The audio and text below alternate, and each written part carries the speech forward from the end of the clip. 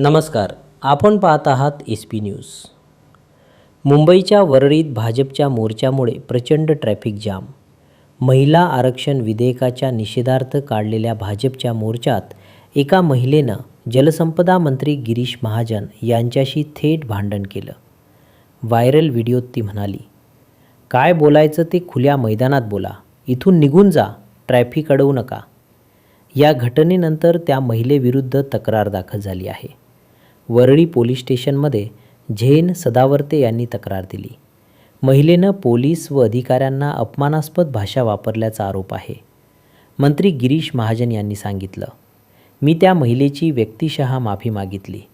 10 मिनिटात रस्ते मोकळे होतील असं आश्वासन दिलं, पण तिची भाषा आणि आंदोलकांवर बाटल्या फेकण्याचा प्रकार अयोग्य होता," असे ते म्हणाले।